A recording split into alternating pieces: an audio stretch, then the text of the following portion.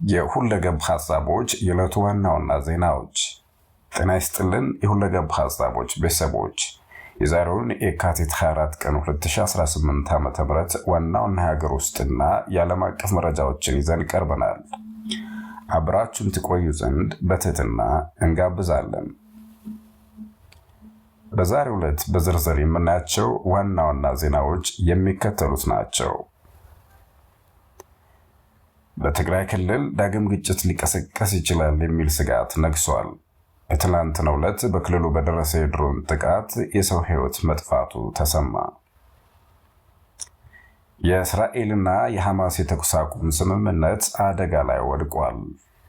በጋዛ በደረሰ የአየር ጥቃት የ32 ሰዎች ሕይወት ማለፉ ተዘግቧል። የሊቨርፑል ድል በፕሪሚየር ሊግ፣ አርነ ስሎትና ቡድናቸው በኒውካስል ላይ ያሳረፉት የ4-1 ድልና የዝውውር ወሬዎች። ዓለም አቀፍ ፖለቲካ፣ ዶናልድ ትራምፕ የፌዴራል ሪዘርቭ ሊቀመንበርን መሾማቸውና በአሜሪካ ከተሞች የቀጠለው ተቃውሞ። እነዚህንና የመሳሰሉትን ዜናዎች በዝርዝር እናቀርብላችኋለን። ተከታተሉ። በሰሜን ኢትዮጵያ በትግራይ ክልል በድጋሚ ግጭት ሊቀሰቀስ ይችላል የሚለው ስጋት ከፍ ብሏል። በትላንትናው ዕለት ቅዳሜ በክልሉ በደረሰ የድሮን ጥቃት የአንድ ሰው ሕይወት ሲያልፍ ሌላ ሰው ደግሞ መቁሰሉ ተገልጿል። ጥቃቱ የደረሰባቸው ቦታዎች ጥቃቱ በትግራይ ክልል በኤንቲጮና በገንደብታ አካባቢዎች በሁለት የጭነት መኪናዎች ላይ መፈጸሙ ተነግሯል። የወገኖች ክርክር፣ የትግራይ ባለስልጣናት ጥቃቱን የፈጸመው የኢትዮጵያ መከላከያ ሰራዊት ነው ሲሉ ቢከሱም እስካሁን በገለልተኛ ወገን አልተረጋገጠም።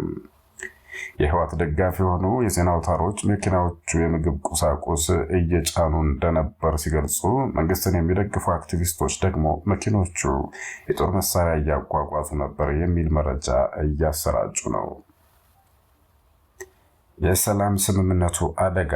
እንደ አውሮፓውያን አቆጣጠር በ2022 በፕሪቶሪያ የተፈረመው የሰላም ስምምነት ቢኖርም በአማራ ክልልና በኤርትራ ወታደሮች መገኘት እንዲሁም በምዕራብ ትግራይ አከራካሪ ይዞታዎች ላይ ያለው ውጥረት አሁንም አልረገበም። የአፍሪካ ህብረት ጥሪ። የህብረቱ ሊቀመንበር መሐሙድ አሊ ዩሱፍ ሁሉም ወገኖች ራሳቸውን እንዲገቱና ችግሮችን በውይይት እንዲፈቱ ጥሪ አቅርበዋል።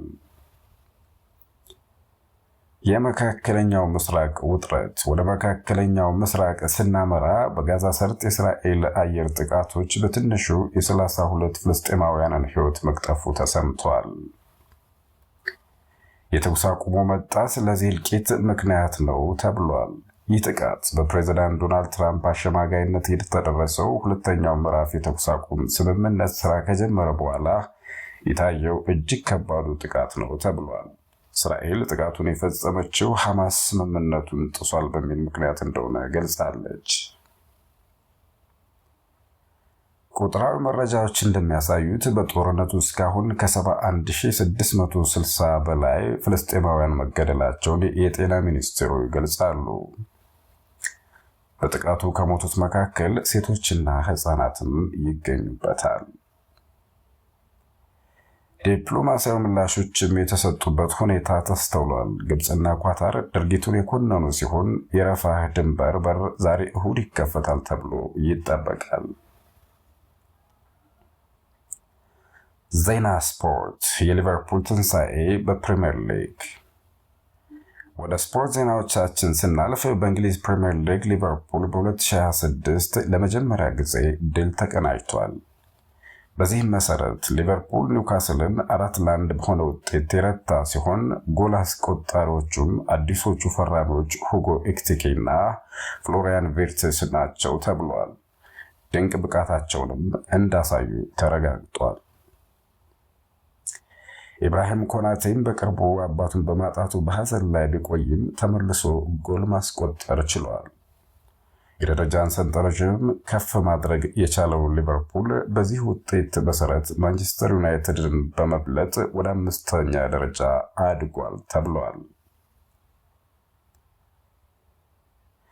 የዝውውር ወሬዎች ነገ ሰኞ የዝውውር መስኮቱ የሚዘጋ ሲሆን ኢንተር ሚላን ከርቲስ ጆንሰን ለመውሰድ ፍላጎት ቢያሳይም ሊቨርፑል ግን ተጫዋቾችን የመልቀቅ ፍላጎት እንደሌለው ታውቋል። ወደ ሌሎች አጫጭር ዜናዎች ስናልፍ አሜሪካ በበርካታ ከተሞች የአይሲኤ ወይም ኢሚግሬሽንና የጉምሩክ ማስፈጸሚያ ተቋምን የሚቃወሙ በሺዎች የሚቆጠሩ ሰዎች ሰላማዊ ሰልፍ በማድረግ ላይ ናቸው። ሩሲያ በሞስኮ ባለፉት 200 ዓመታት ታይቶ የማይታወቅ ከባድ የበረዶ ዝናብ የሰዎችን የዕለት ተዕለት እንቅስቃሴ እያገተ ነው ተብሏል። ኪነ ጥበብ ዝነኛዋ የሆም አሎን ተዋናይት ካትሪን ኦሃራ በ71 ዓመቷ ከዚህ ዓለም በሞት መለየቷ ተሰምቷል። ለዚህ ሰዓት ያዘጋጀናቸው መረጃዎች እነዚህን ይመስሉ ነበር። የሁለገብ ሐሳቦች ዩቲዩብ ቻናል ቤተሰብ ካልሆናችሁ ሰብስክራይብ በማድረግና የደወል ምልክቷን በመጫን ቤተሰብ እንድትሆኑ እንጋብዛለን። በሀገር ውስጥና በዓለም አቀፍ ጉዳዮች ላይ ያላችሁን ሐሳብ በኮሜንት መስጫው ላይ አስፍሩልን። ሰላም ለሀገራችን፣ ሰላም ለዓለማችን። በሌላ ፕሮግራም እስክንገናኝ ቸር ቆዩን።